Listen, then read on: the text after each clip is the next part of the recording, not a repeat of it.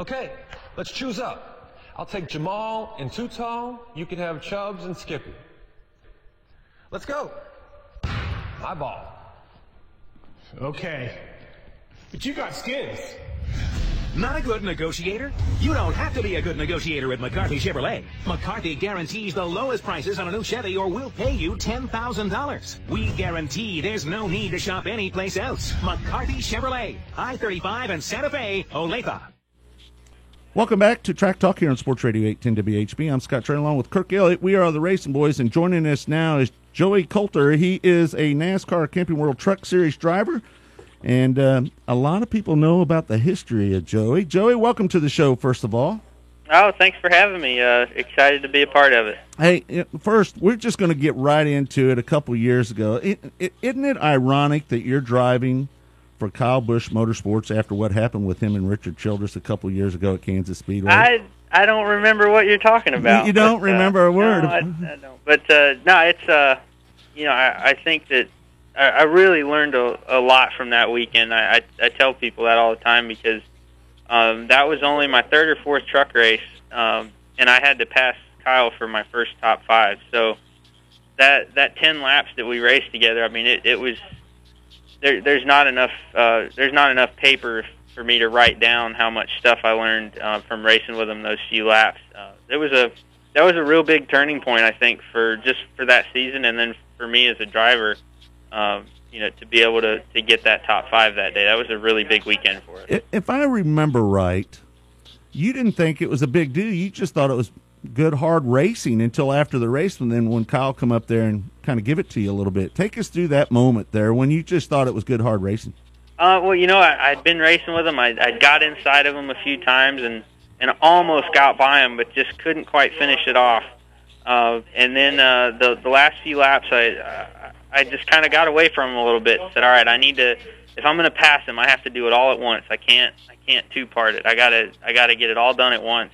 So the last lap, I chose the top groove through 1 and 2 and got a really big run down the backstretch and shot to the bottom and then just kind of pulled the slide job. And my spotter did a fantastic job. As soon as I was clear, I started letting the truck go up to the wall, and you know, it was one of those deals. It just had to happen then, and it was either going to be one of those things that I look back at and said, "Wow, that was great," or I look back at it and said, "Wow, that was the dumbest thing I've ever done."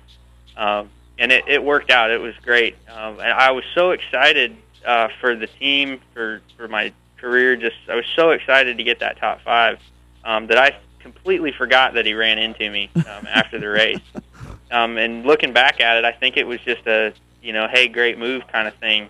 I don't think at all that, and never really did think that it was anything malicious. Yeah, so tell me the conversation the first time you talked to Kyle, and then how this evolves into where you're driving for him.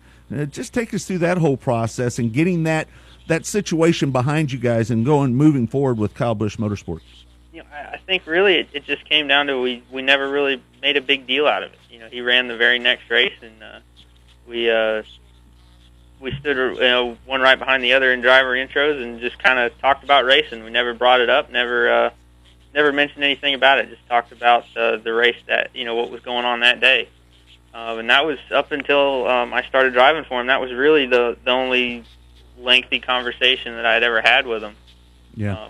Once we got in the conference room, you know, it was basically, you know, he said, "Look, we want to go run for a drivers' championship, and we'd really like you to do it." Wow. And that was all I needed to hear. That's one of the most coveted rides out there in the Truck Series too, isn't it?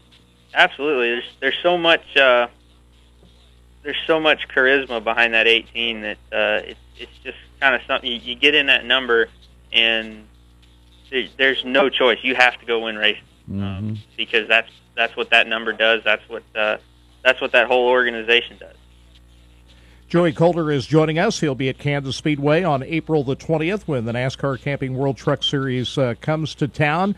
Harold Holley, your crew chief, he is a veteran crew chief Legend. out there. What have you learned from Harold, and just kind of talk about the relationship you have with him?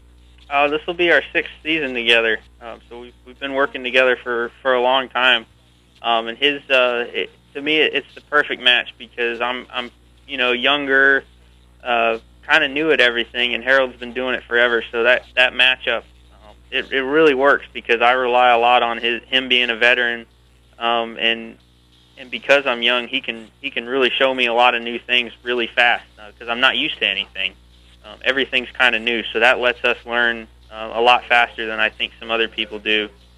And then just the way our transition has been into KBM and into this Toyota family has just been, I think it's what Harold and I need to really go win races and really go run for a championship.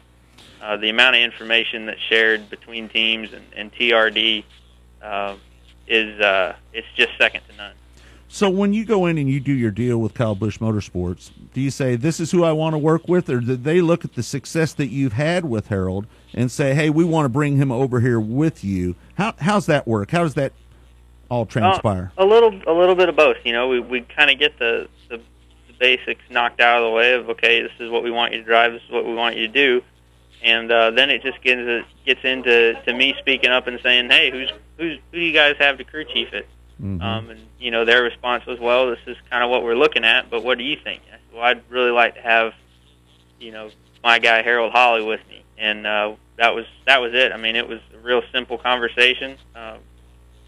Once he gave his notice in at RCR, it was a clean, like I said, it's a clean and painless transition. Yeah. Let's step back to Pocono last year. You picked up your first Camping World Truck Series win at Pocono in August. That had to be thrilling for you. It was. It's the highlight of my career so far. My goal from when I was 8 years old was to go, win races in NASCAR, and that was it. That was my goal. So anything after that is just is an honor to be a part of. So. Really looking forward to moving forward. That was such a huge weekend. It was really cool because racing for me has always been a family thing. My family's traveled with me everywhere, and I had everybody that had gone racing with me from the start was at Pocono. So it was just it was a great weekend. Kind of talk about your background a little bit. How did you get started racing and some of your early days of racing? I started racing go-karts when I was 8 years old. I ran a national circuit. Started in Florida and ended in North Carolina. We raced in Ohio, Michigan, Wisconsin, Pennsylvania, really all over the place. And then I did that for 6 years. Started doing some short track racing down near my hometown in Florida. Did that for a couple years. Then got into Hooters Pro Cup and ran 2 years in Hooters Pro Cup. Then hired Harold Holly and ran 2 years in ARCA, and then got the phone call to go race trucks.